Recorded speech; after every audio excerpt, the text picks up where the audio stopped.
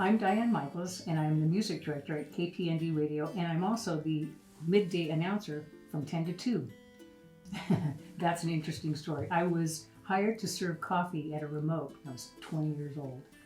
And the program director liked my voice and said, if we trained you to get into radio, would you be interested?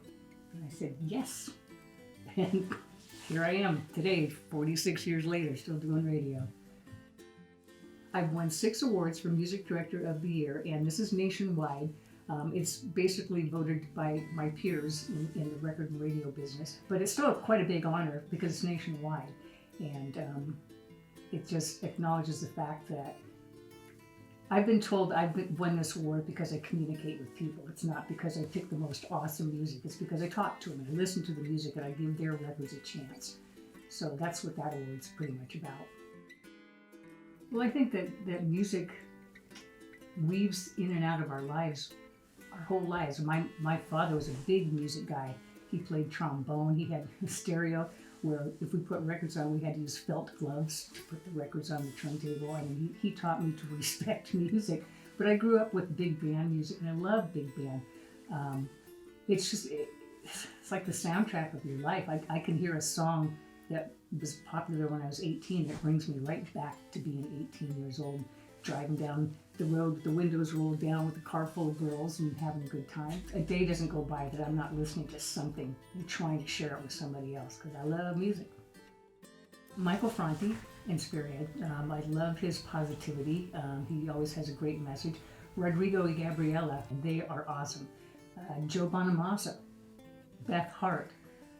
These are all kind of on the outskirts of mainstream music.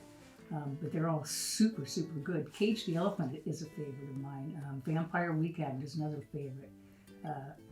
Rainbow Kitten Surprise. That was a great surprise to me. I love those guys. So, yeah, I mean, they're all different kinds of genres, but they keep popping up and going, hey, like me. It's like, okay, I do like you. John Lennon in my life, that's one that always kind of like chokes me up. Joni Mitchell, The River.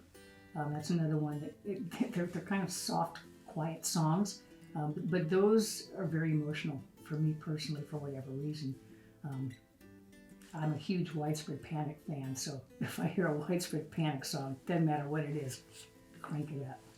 I hope that radio remains a viable way of putting music out. We've got the internet, and there's so many ways that you can get music, but radio is local, and we interact with you, the listener. We try to keep things local so you know what's going on in the community, which you can't get if you have Pandora or some of the other places that you can get music from. It's still a lovely, beautiful little town, but it's bigger than it used to be, and there's an influx of new people, which I was one of those new people 16 years ago.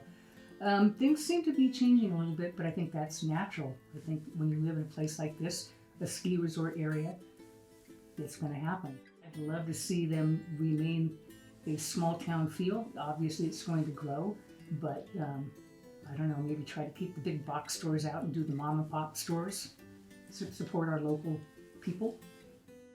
My mom used to always say, don't just sit there worried. Well, I had to get that out of my psyche years ago, but yeah, don't worry, be happy. I think it's really important to be able to go with the flow, to be kind, to be honest. Just try to be the best person that you can be in life, because I think it comes back to you tenfold if you're a good person.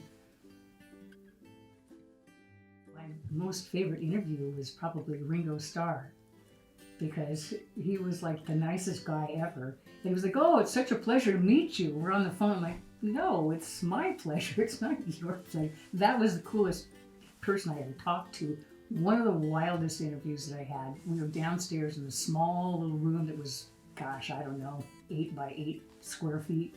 And we had myself, 2 microphones other than mine, and 9 musicians, keyboard, drums. We were all like this during the whole interview, and they actually played full-on music. It was Alejandro Escobedo and his band, but it was like 9 people in this teeny tiny little room. That place was steamy by the time they left.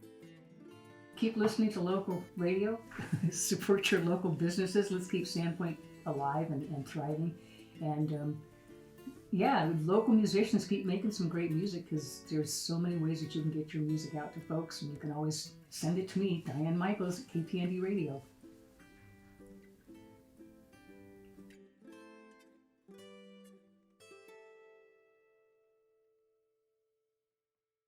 I love music and I love sharing music with everybody.